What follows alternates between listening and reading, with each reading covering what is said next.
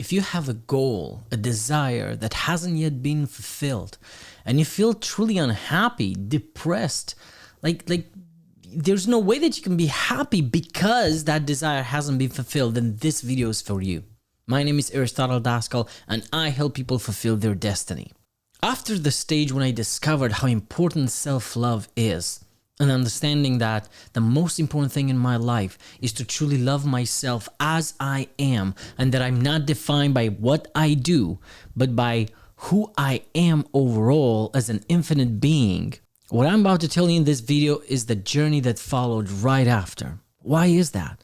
It's because I had this dream, I had this huge desire of creating a business, of creating wealth in a way that it's very enjoyable for me. And I have in my mind a very specific business, and yet it just wasn't happening. And with that, my dream of having a lot of money by doing something that I enjoy seemed like so far away, seemed like impossible to come to reality. And with that, my happiness seemed to be impossible to reach.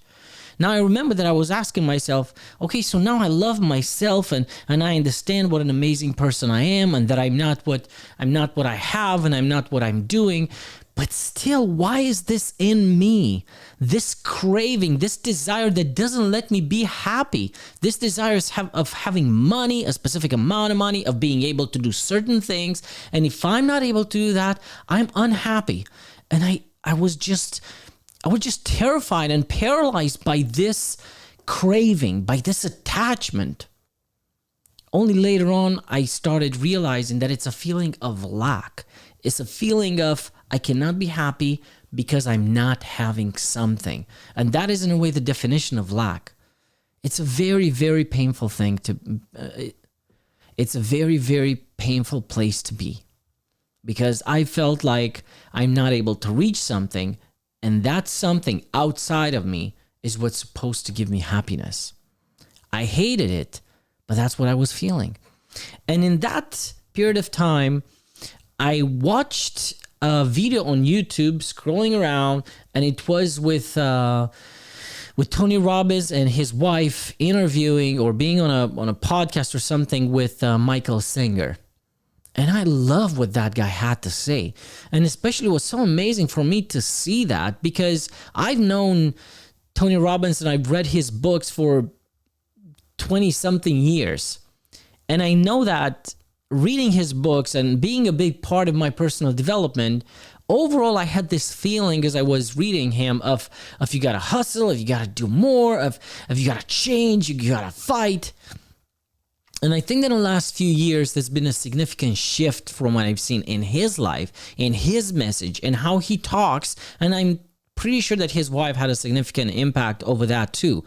But here it is, in the middle of what I thought that Tony Robbins is, this guy, Michael Singer, was talking about his latest books, Untethered Soul and The Surrender Experiment. So in one of these books that he wrote, I don't remember which one it is, I think that The Surrender Experiment, he says the entire story about how, he lived in a forest, in a cabin, and then other people came and asked him if he can help him with building their cabins. And meanwhile, while he was a college professor and he had all these opportunities to go more deep into finances, but what he chose instead he chose to be open to what the universe, to what life brought in his way. And he chose to see beauty in anything that happened, in any opportunity that he saw in front of him that was coming out of love. If someone was coming out of love and asking him, hey, could you help me with that? He would always say yes.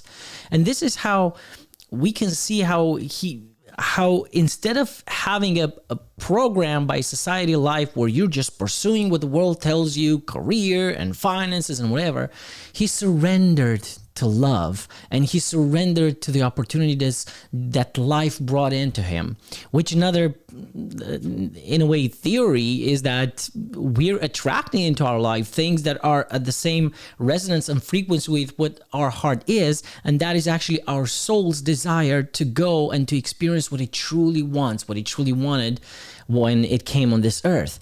So So he surrendered his life into whatever came his way and whatever felt love for him. And he just did all these things and he found beauty in them. Things that maybe average people would say, oh, but that's not fun.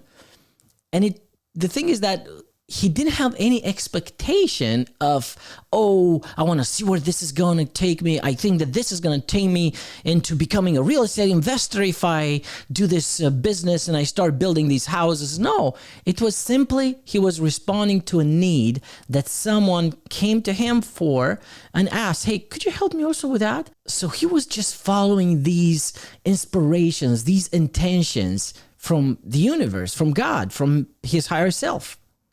And this is what took him to build a $1 billion company. And then he had all kind of problems in the company. And in the middle of those problems, he surrendered again to the experience itself. Now, it was so amazing for me to see that someone that did not pursue amazing wealth or a career, and he just surrendered in the moment, and he chose instead to see beauty in what is, was automatically taken to some amazing experiences, unimaginable wealth. That is the first time when I started wondering, what if the key to me achieving what I want the most in life is not for me to pursue and to get attached to an idea and to work strongly towards it, but instead is to let go to any attachment to how my future should look like, to any attachment of, oh, but I'm going to be happy only if I have that. And instead trust that if I live in the moment, and I surrender to the experience that it's occurring and unfolding one after the other one in front of me, and I find the beauty in it, and I live unattached. What if that's actually going to take me to the most amazing experiences and fulfill desires that I could never even imagine? It was for the first time, and it felt I felt so relieved. What if I don't have to fight to always understand what is the next steps exactly to do? And instead of that, just surrender and live life, finding the beauty in front of me in every second. Oh my God, that was such a huge relief. In that moment, I felt like I don't have to know everything. I don't have to control everything. My heart knows better than me what I should be pursuing. Yes, it's good to give a direction, and that's why I am a goals consultant, and that's why I help business owners set up strategies for what they truly want. But it's more important, everything that you do out of love than to do out of attachment, out of I have to. If I don't reach that, I'm not going to be happy. And instead to say, I want to do this thing that I love doing. And then set some goals in front of where that is gonna take you, and as long as the unfolding you're able to find pleasure and passion into it, continue over it. But setting goals and making your life miserable as you go towards them definitely makes no sense. Makes absolutely no sense. Creating a strategy for your life or for your business or for your goals is meant to give you more clarity, is meant to give you more focus, to focus your attention towards that. It's not meant to limit what you're doing. It's not meant to limit your enjoyment. It's not meant to limit what you could do and the choices that you have in the moment. It's meant to help you focus on what you truly want. But you can change what you truly want is if it's what you feel. If you feel that I've been going in this direction because I want to achieve that, and you've been working on it, and then you realize, but this is not what I truly love. What I truly love is this. I've been trying to build a business that is going to make me $1 million a year, and it's going to do software, I already know what. And then as I'm working towards it, I don't feel love and peace and excitement. And instead I'm seeing, I would like to help moms that are overworked and help them free some time, because I know how difficult it is for my wife and for other women, especially that are business owners and they have kids at home. And if I feel passion towards that, I can shift and I can go towards a different goal. But see, the vision, the desire is the essence of the goal in itself. And then creating metrics and creating some milestones for it and some KPI is meant to just keep you focused. It's not meant to block your heart and hold you into this imprisoning of, oh, you're not allowed to do what you love. You got to do only what you have to do to reach that goal. No, it's meant to direct your thoughts in the direction that of what you love in itself. You can always change those numbers to be in line with your heart, with what you love. But having those numbers, having that direction is just focusing your mind so you don't get distracted by things that actually you do not want to give time and energy towards. The change that this made in my life was amazing.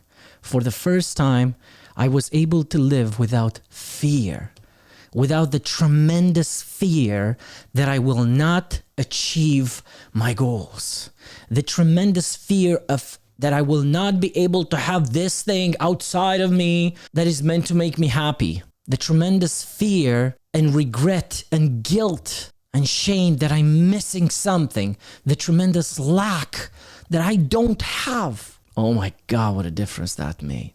And if you're a business owner, you probably know that. You probably know that when you're trying to sell your services, but you're in a position of attachment of, I have to make a sale because I have to make the money, because I have to grow the business. You know how difficult it is to close a sale with that.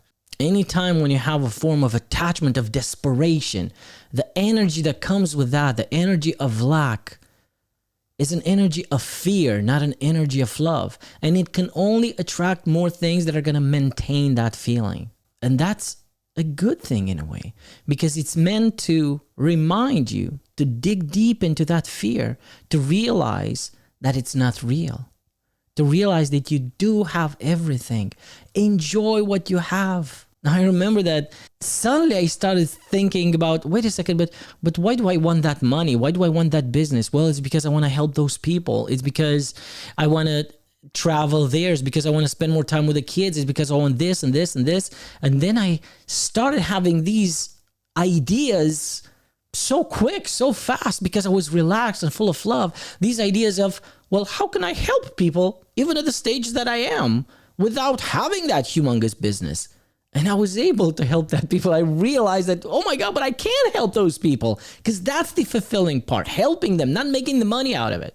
And then I realized that, oh, but I can go spend more time with my kids, but I can't travel more with them. Yeah, I can travel around the world in 5-star hotels, but I can travel in little getaways, and I can go camping with them, and I can go to playgrounds, and I can play in my backyard with them, and I can just spend time playing board games with them. The reality is that everything that you truly desire is the feelings that some experiences would give you.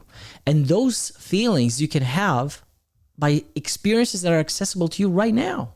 So if you do similar experiences that give you those feelings right now, you're going to be in the energy that is going to bring more experiences, more advanced maybe, with the same emotions in the direction that you want, as long as you don't get attached to that lack feeling. My desire for you is to try this. If you are really attached to something, try to look in your day and see what are the things that happen in front of you that you're not giving attention and that you're not enjoying. And look at those things and start enjoying those little things. It doesn't even make sense for the universe to give you more complex experiences until you learn how to handle and how to truly benefit and how to truly enjoy the experiences that's right now in front of you. It doesn't make sense. It's not about the universe trusting you. It's not about the universe punishing you, approving yourself. It just doesn't make sense. Every situation that you may dream of that you want and you don't have most probably comes with responsibilities, comes with complexities that you just don't have the skills, the patience, the energy, or any other resources that right now you just don't have for you to step and live into those experiences. And that's why it's important for you to enjoy what it is right now, the experiences that are right now in front of you, so you can learn them. And then the universe just give you more. There's nothing that God or the universe or our higher self is keeping from us because it just doesn't want to give us. No, the root of the experience, of the enjoyment, is in what's now in front of you. And only by enjoying this to the maximum, what is in front of you, you can have experiences that you can truly enjoy once you would have them. I hope this video was helpful. Please try it out. Bye-bye.